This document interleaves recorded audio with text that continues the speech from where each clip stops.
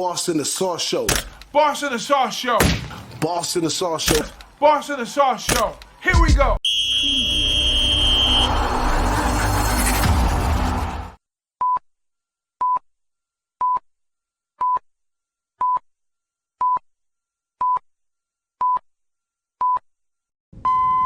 It's Boston the Sauce Show, right back at it. And today, I got the exclusive wine time with me to discuss this game here. UCLA on the island at Hawaii, week 1.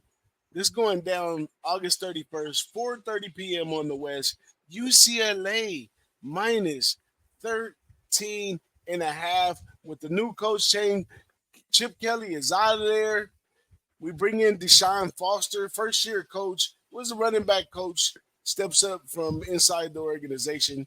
He gets 7 back on offense, 5 on defense. Last year, they were doing about 26.5 points on offense, and they were giving up 18.4 on defense. The defense was immaculate last year, only allowing 81 on the ground and 221 in the air, which is magnificent for a defense right there. Now, also, Deshaun Foster brings in the enemy from the NFL. You guys know this guy from the Chiefs. He's coming in as offensive coordinator and new DC because of the defense. They needed a new DC. The defensive DC moved on to the other side of town, and they brought up the outside linebacker coach in Akaka Malo. I'm sorry, I'm not a good name with names at all. I do much respect, but this UCLA team's got their work cut out for them. They're facing a Hawaii team. Timmy Chan, 3rd year. He's implemented the run and shoot here. He gets 8 back on offense, 7 on defense. He gets back his quarterback, who's been efficient so far, but he's kind of mild compared to some of the talent that they had at Hawaii when you talk about passing and running. But the offense last year averaged 21 points and was upside down, gave up 32.2 on defense. So this team needs a lot of help, but there has a lot of hope in this Hawaii team this year. People are standing behind the second year of the run and shoot, and they think this Hawaii team's going to get it going. They got 4 returners on the defensive line as well, and then they add Jamar Sinka from USC. So they got a little defensive front, which is what they're known for in Hawaii. But still, I don't believe in the run and shoot teams that don't respect the defensive side of things. They're trying to bring Hawaii back to what they were in the past, running the scoreboard up in the middle of the morning over there on the island. And with the guy, Timmy Chan, he's the guy to get it back going that way. But I don't think that equals success in the long run. The most successful person I've seen to run a team based around their offense and just let the defense go was your boy Chip Kelly when he was at Oregon. That's about the best he did. And at that time, he came up with some offensive strategies. It just took some time for them to figure out. But where you at with this game right here? UCLA, Hawaii. Are you going, by the way? You going to take a trip to Hawaii to go see your squad? Yeah, my buddy actually, he lives in Honolulu, and he told me he's a UCLA fan too. He moved out there a couple of years ago. He's like, hey, come out, Unfortunately, I don't think I'm going to be able to make it this trip. But they play there in a couple years down the line, so I'll make it for that one. But, Big Boss, in this one, I'm going to talk about Hawaii first. You already mentioned Tim Chang. He's going to return as the head coach here. He's bringing back Braden Shager, who comes back, 4-year guy. He's kind of started the last couple of years. He got hurt a couple of times, but he's been the starter when he's been available. Coming off throwing for 3,500 passing yards and 26 touchdowns. They return almost everybody. You look at their depth chart, man, and it's a lot of guys that have been there. They don't hit the transfer portal too heavy. I think they've got 2 portal guys, maybe 3 in there. But, they always fight. They always just got those late night games, but in reality, it's really only 6 p.m. out there. They could stun some teams. I've seen it happen definitely in the past, but I'm not super high on this Hawaii team going into the season. I do like their quarterback, Braden Shager, but I just don't really believe in the athletes he has around him. His offensive line struggled a lot last year as well. So we'll see about them. I have their win total at over 4.5 minus 160, which means the books think that they're going to probably win 5 or 6 games this season. Haven't taken a deep dive at their schedule in the Mountain West, but definitely will. We're going to move over to UCLA side now. The Deshaun Foster era begins. Boss, I was telling you a little bit off screen. Getting rid of Chip Kelly, I was stoked. You were kind of surprised on that.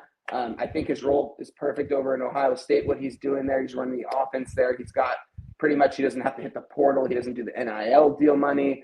It makes sense for Chip. He's a great guy, great coach, great offensive mind. Loved him at UCLA. I backed him. You heard me last year, backed him every single game. Loved Chip. His post-game interviews, always he wanted to go out there for UCLA. It seemed like he was really a UCLA guy. He never really got over the hump, though. He had all the talent he had. He leaves Foster in good hands, surprisingly enough. Not a lot of guys hit the portal. They lose Colin Schley, the third-string quarterback. Didn't really do too much in the air last year. So lose him. I think they also lost, they lost 2 defensive backs also who went across town and joined D'Anton Lynn, who came over and ran our defense last year better than I've seen anyone do it in quite some time. Came in as a safeties coach from the Baltimore Ravens. He had NFL experience. The guys bought in. He didn't necessarily recruit the guys he had in, though. He had Latu. He had the Murphy twins. He had all the guys he had there. He just really had to implement a plan. USC buys him out, goes across town, buy him a mansion in LA, give him all the money he wants. He brings his 2 guys from UCLA over, cornerback and a safety. That will make an impact over there at USC. But we're going to go back to UCLA here. They move up defensive line coach Akiki Malaya, Hawaii native. This guy was a defensive coordinator at Washington. He recruited Latu at Washington, and at Washington they told him he wasn't going to be able to play because of a head injury. He moved to UCLA, where obviously enough he was the D-line coach. He coached him up. He gives him all the praise. Lynn wasn't there on draft day, but Maloa was. They also grab a former edge rusher, 5-star. His name's Akampu Collins out of Rancho Santa Margarita. He went there for about 2 years in high school. He's from the country Ghana. He's a physical specimen. Originally transferred to Miami, originally committed to Miami, played a year there, couldn't get on the field due to injuries. This guy's a beast of an edge rusher. He can get to the quarterback at any time. He's 6'7", 270, just a physical specimen, shredded. They also grabbed Jacob Usyk, another edge rusher from Navy, 4-year starter over there. UCLA always goes for the higher end educational school because they have a lot of academic certain standards there. And this kid kind of has it all. He wants to go to the NFL, so instead of leaving, he ended up coming back, transferring to UCLA, trying to get a chance to the NFL. And with Akaiki Maloa, I think he could possibly get him there. They bring back quarterback Ethan Garbers, was 4-1 as the starter last year in 2023. This is his job this year. The team believes in him. The coaches believe in him.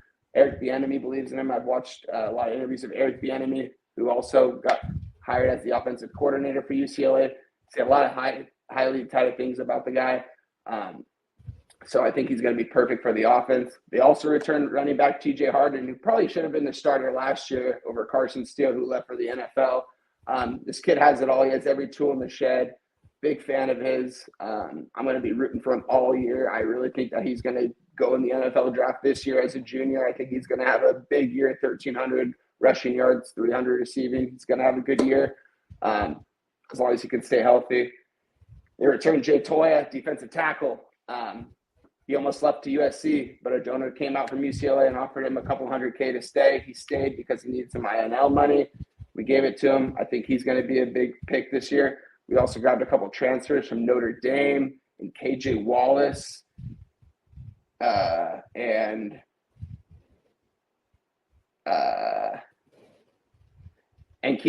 was just KJ Wallace, and they also grabbed an offensive tackle. I apologize, from Notre Dame.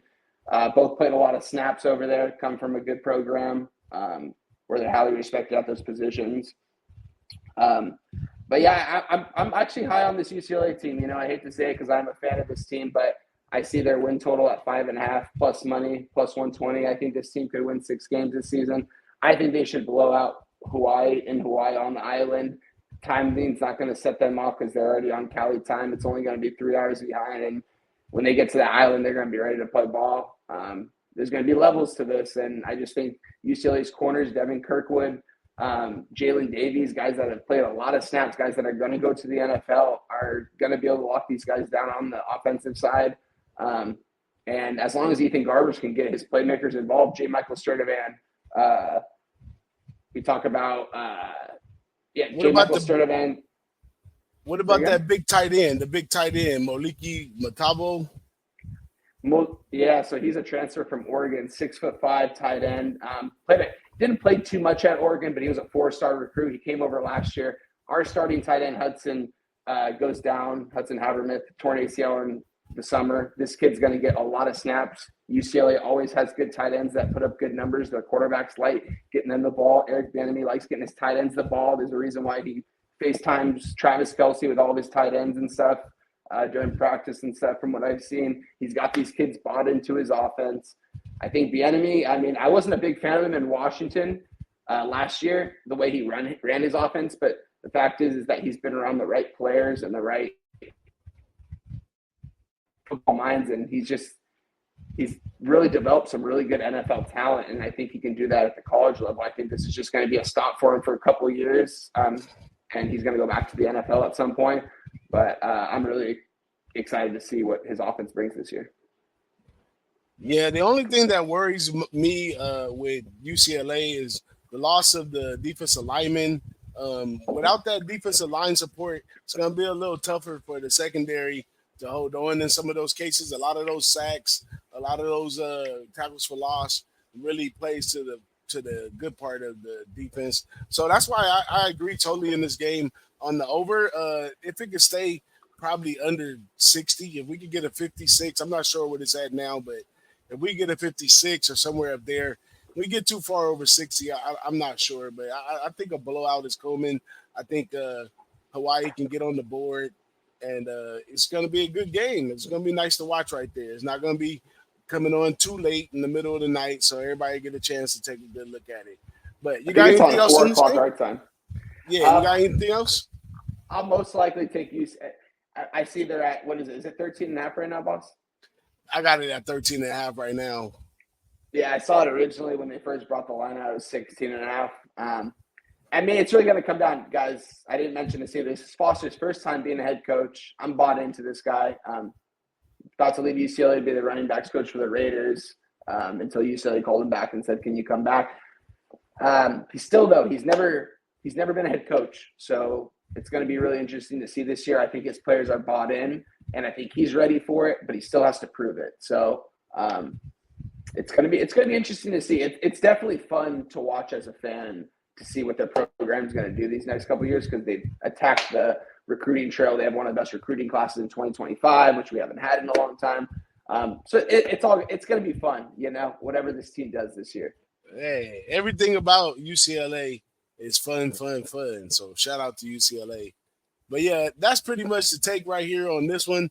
We thank you for coming in for this exclusive one-on-one on UCLA Hawaii. You heard it right here, Boston.